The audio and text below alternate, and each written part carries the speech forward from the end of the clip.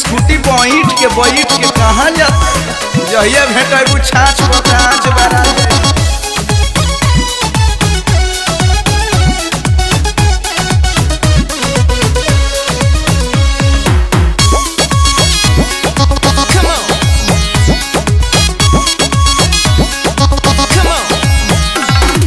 जब से हमार चढ़ल जवानी केहू के न मान में बानी। अच्छा ऐसा भी है क्या? तब जब से हमार चढ़ल जवानी केहू के न मान में बानी। कितना लोग के दिल के चैनवा रात के छिनने ने सुन ला कहब 1 2 3 जहिया मिलबुए हसीन के चुमा ले लेबी नहीं छोड़बो हसीन माता पिटाई 1 2 3 जहिया मिलबुए हसीन के चुमा ले लेबी नहीं छोड़बो हसीन सस्ता बका चुमा ले हर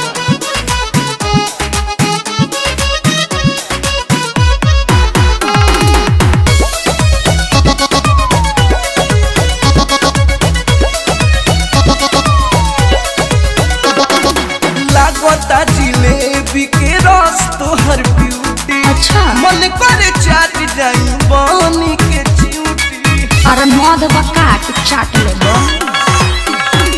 लागता जिलेबी के रस तोहर ब्यूटी। अच्छा मन करे चाट जाई बानी के चिउटी। तो सुन लो एक बेर में ढेर हो जाई धले बजा में कहब 1 2 3 जहिया मिलबुए हसीन तोहके चुमा ले लेबी नहीं छोड़बो हसीन कहब 1 2 3 जहिया मिलबुए हसीन तोहके चुमा ले लेबी नहीं छोड़बो हसीन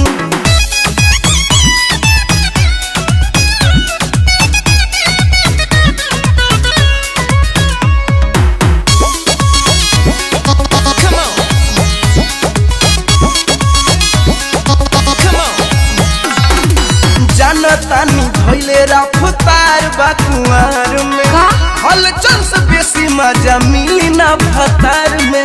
अरे ओके तहरा का टेंशन बा जानो तानी भइले रफ्तार बाकुआर में हलचल से बेसी मजा मिली ना भतार में। ज्यादा बकवास मत करो दीपक दिलदार नहीं क्या तोहरा पर यकीन कहब 1 2 3 जहिया मिलबुए हसीन तोहके चुमा ले लेबी नहीं छोड़बो हसीन कहब 1 2 3 जहिया मिलबुए हसीन तोहके चुमा ले लेबी नहीं छोड़बो हसीन। जब से हमार चढ़ल जवानी केहू के न मान में बानी। कितना लोग के दिल के चैनवा रात के छिनने ने सुन ला कहब 1 2 3 जहिया मिलबुए हसीन तोहके चुमा ले लेबी नहीं छोड़बो हसीन कहब 1 2 3 जहिया मिलबुए हसीन तोहके चुमा ले लेबी नहीं छोड़बो हसीन। प्रसादी समझ लो का जब से हमार चढ़ल जवानी केहू के न मान में बानी। अच्छा ऐसा भी है क्या? तब